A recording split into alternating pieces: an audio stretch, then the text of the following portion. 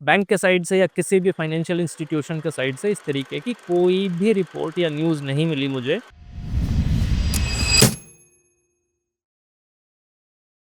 Hello and good evening everyone. मेरा नाम राजन है, मैं एक मार्केटिंग और ब्रांडिंग एक्सपर्ट हूँ। डिस्कस के 17th एपिसोड में आप सभी का स्वागत है। हिंदी में एक कहावत है, जितनी चादर हो उतने ही पैर पसारने चाहिए। अपनी औकात में रहकर काम करना चाहिए। और ये बात बिल्कुल ठीक है, बिल्कुल ठीक है।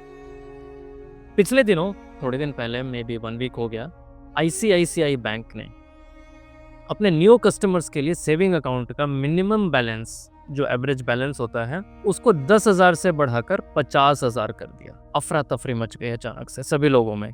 सब बोलते हैं कि 10,000 से बढ़ा के 50,000 रुपये रखने पड़ेंगे, ऐसा करना पड़ेगा, है ना। स्वाभाविक सी बात है, जब 10,000 से ज़्यादा उसको 5 टाइम्स बढ़ा दिया जाए किसी भी चीज़ को, तो आम जनता में एक खलबली मचना आम बात है। तो RBI के साइड से एक प्रेस रिलीज आया था, जो कि मीडिया में ये खबरें छपी हैं। आप ये देखिए स्क्रीनशॉट। इसमें यह कहा गया है, RBI इसको कंट्रोल नहीं कर सकता। बैंक अपना मिनिमम बैलेंस खुद डिसाइड करते हैं और इनको पूरी तरह से ऐसा करने के लिए स्वतंत्रता है, जो कि बात बिल्कुल ठीक है। RBI के पास ऐसा कोई मैंडेट नहीं है जो कि कंट्रोल कर सके किसी भी बैंक को कि आप इतना मिनिमम बैलेंस रखिए, या फिर किसी में ज़ीरो बैलेंस रखिए, या फिर इतना ज़्यादा बैलेंस चार्ज करिए आप अपने कस्टमर से। RBI इस चीज़ को कंट्रोल नहीं करता है। इस चीज़ के लिए क्लियर ये यहाँ पर कहा गया है RBI की तरफ से।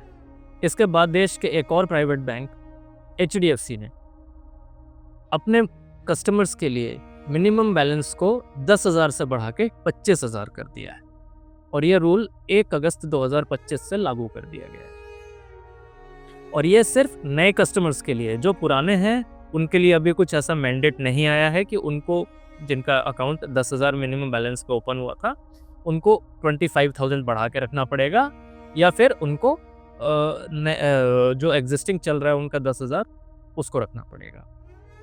और ये जितनी भी बातें मैंने की हैं, 50,000 मिनिमम बैलेंस और जो 25,000 मिनिमम बैलेंस, ये मेट्रो सिटीज़ के लिए हैं, अर्बन सिटीज़ के लिए। रूरल और सेमी अर्बन सिटीज़ के लिए थोड़ा कम हो सकता है, या फिर विलेज एरियाज़ में और भी कम हो सकता है। वो डिपेंड करता है, वो आप लिस्ट देख लेना अपने अकॉर्डिंग। अब सवाल यहाँ पर ये उठता है कि आम जनता इतनी परेशान क्यों हो गई, है ना।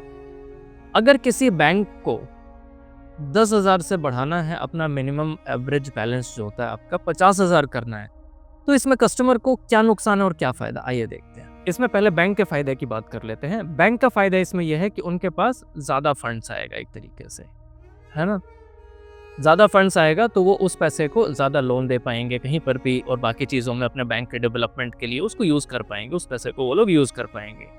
साथ ही उनका जो काफ़ी सारे टेक पे पैसा खर्च होता है, क्योंकि रश बहुत ज़्यादा हो जाता है ना, और मैन पावर भी बहुत ज़्यादा यूज़ होती है, उसको कहीं ना कहीं कंट्रोल किया जा सकता है, ऐसा मेरा मानना है।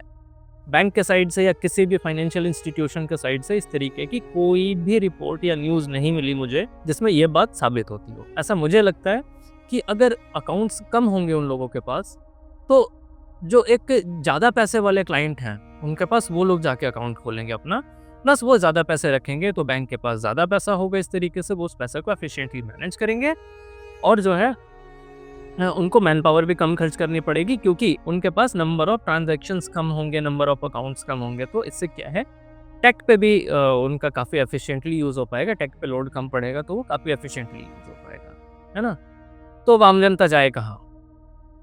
भाई देखो, आम जनता को किसने बोला था कि आप जाके ICICI बैंक में अकाउंट ओपन करो? जब आपके पास 10,000 रुपये नहीं हैं, तो आप क्यों जाते थे पहले, है ना। उसमें मिनिमम जो बैलेंस है वो आप मेंटेन नहीं कर पा रहे हो और जा रहे हो वहाँ पर। किसने बोला था तुम्हें कि HDFC बैंक में जाके अकाउंट खोलो? ये आपका खुद का अपना डिसीजन था ना। तो अब जो नए अकाउंट ओपन करने वाले लोग हैं, वो लोग दूसरे बैंकों को चूज़ कर सकते हैं। लेकिन यहाँ पे एक सवाल उठता है कि आखिर कब तक? क्या ये इतना आसान दिखता है आपको कि देश के 2 सबसे बड़े प्राइवेट बैंक अपना मिनिमम एवरेज बैलेंस का एक नया टारगेट सेट कर देते हैं और दूसरे बैंक पीछे रह जाएंगे? बिल्कुल नहीं होगा ऐसा। दूसरे बैंक पीछे पीछे आके भी थोड़े दिन में, और वो एक बहन वाला बैंक तो सबसे पहले करेगा, देख लेना आप लोग, नाम नहीं ले रहा मैं उसका। तो ये सब चीज़ें होने वाली है, ठीक है। तो क्या आम आदमी के लिए कोई ऑप्शन नहीं बचता? बिल्कुल बचता है। आपके पास है हर भारतीय का bank, state bank of India, वहाँ जा सकते हो। ऐसा क्या है जो प्राइवेट बैंक्स में है और गवर्नमेंट बैंक में ऐसी फैसिलिटीज़ नहीं है? अगर आपके पास पैसा नहीं है तो। प्राइवेट बैंक्स बहुत अच्छे हैं हमारे देश के, लेकिन अगर आप अफ़ोर्ड कर पाते हो तो ना। आप अफ़ोर्ड ही नहीं कर पा रहे, बट आपको अकाउंट रखना है आईसीआईसीआई में, क्यों रखना है भई? एसबीआई में जाओ ना, एसबीआई में ज़ीरो बैलेंस अकाउंट होता है हर भारतीय के लिए। ऐसा ज़रूरी नहीं है कि आपको किसी कंपनी में कार्यरत होना ज़रूरी है या आपकी सैलरी आनी ज़रूरी है, नहीं। हर इंसान के लिए state bank of India SBI, जिसकी ब्रांचेस देश के हर कोने-कोने में मिलती हैं, सारी फैसिलिटीज़ देता है, वो आपको ज़ीरो बैलेंस अकाउंट दे रहा है ना। इंटरनेट बैंकिंग देता है, मोबाइल बैंकिंग देता है, एप्लीकेशंस हैं इनकी, क्रेडिट कार्ड्स हैं, क्या नहीं है इनके पास? साथ ही ब्रांचेस का सबसे बड़ा नेटवर्क है इनके पास, एटीएम्स का सबसे बड़ा नेटवर्क है इनके पास, तो आप वहाँ जाके क्यों नहीं अकाउंट खोल सकते? क्या शर्म आती है एसबीआई में जाने में? क्यों आती है शर्म? एसबीआई में तो उल्टा फ़ायदा है आप लोगों को। लोन्स आपको कम रेट पे मिलते हैं, बाकी चीज़ें भी बहुत ही आसान हो जाती हैं अगर आप एसबीआई में अकाउंट रखते हैं तो अपना। मैं यहाँ पर किसी चीज़ की मार्केटिंग नहीं कर रहा कि ये बैंक अच्छा है या ये बैंक खराब है, नहीं। ना ही किसी ब्रांड को मैं यहाँ पर अच्छा या खराब बता रहा हूँ, है ना? यहाँ पर मैं बात सिर्फ इस चीज़ के लिए कर रहा हूँ कि आप लोग पैसे ज़्यादा रख नहीं पा रहे हो प्राइवेट बैंक में, नया अकाउंट खोलने की सोच रहे हो, तो उतना तो रख नहीं पाओगे आप लोग 25,000, क्योंकि पहले 10,000 भी नहीं रख पा रहे थे। और चलो 10,000 अगर रख भी पा रहे थे तो 25,000 और 50,000 रखना तो बहुत मुश्किल हो जाएगा। 2.5 टाइम्स या 5 टाइम्स एक्स्ट्रा हो गया, तो कैसे कर पाओगे? मुश्किल है ना? आसान काम दे रहा है ना एसबीआई आपको। और भी दूसरे सरकारी बैंक होंगे, अगर आप ढूँढोगे तो वो भी ज़ीरो बैलेंस वाले मिल जाएँगे। तो फालतू का स्ट्रेस लेने की, बेकार में परेशान होने की ज़रूरत नहीं है। क्या कुछ दुनिया थोड़ी रुक जाएगी? इतने सारे बैंक्स हैं, जो आपको अच्छा लगे, जो आपके लिए सूटेबल हो, जितना आप पैसा रख सकते हो, उसमें अकाउंट ओपन कर लो आप। और ये ऐसा कुछ नहीं है कि एचडीएफसी और आईसीआईसीआई बैंक आपको कुछ एक्स्ट्रा फैसिलिटीज़ दे देते हैं। नहीं, ऐसा कुछ नहीं है। स्टेट बैंक ऑफ इंडिया भी आपको काफ़ी सारी अच्छी फैसिलिटीज़ देता है, क्रेडिट कार्ड, डेबिट कार्ड। इनके पास बहुत अच्छे-अच्छे सेविंग्स अकाउंट है, आप देखो इनकी वेबसाइट पे जाके, आप इनके स्टाफ से बात करो। और ब्रांचेज़ की आप बात कर रहे हो ना, गवर्नमेंट बैंक वाली फील नहीं आती आजकल, आप जाके देखिए स्टेट बैंक ऑफ इंडिया के ब्रांचेज़ बिल्कुल चेंज हो चुके हैं। काफ़ी मॉडर्न ब्रांचेज़ बन चुके हैं, स्टाफ चेंज हो चुका है, अच्छे से बात करता है, अच्छी ट्रीटमेंट मिलती है आपको वहाँ पर, पानी-वानी भी मिलता है ना? तो ये बात अपने दिमाग से बिल्कुल निकाल दीजिए कि सरकारी बैंक में अगर मेरा अकाउंट है तो परेशानी होती है, वहाँ पे जाके घंटों लाइन में खड़े रहना पड़ता है, काम नहीं होता, ऐसा कुछ भी नहीं है। आप ज़्यादातर काम नेट बैंकिंग के थ्रू अपने कर सकते हैं, जैसे प्राइवेट बैंक्स में करते हैं। सारी चीज़ें कुरियर के थ्रू आपको आ जाती हैं, चाहे आपका क्रेडिट कार्ड हो, डेबिट कार्ड हो, चेकबुक हो, कुछ भी हो।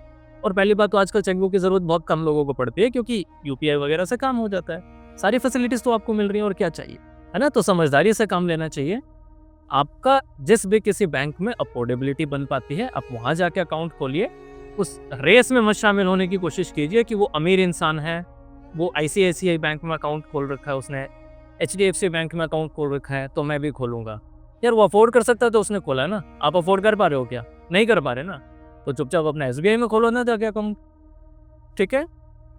मुझे इस तरीके से बोलना पड़ता है, फिर भी लोग नहीं समझते हैं, है ना? बिल्कुल कोई ध्यान नहीं देता है इस चीज़ के ऊपर। चलिए, मैं आपसे मिलता हूँ कल एक नए एपिसोड में। शुभ रात्रि, बाय-बाय, सब्सक्राइब कर दीजिए प्लीज़, है ना? बाय-बाय।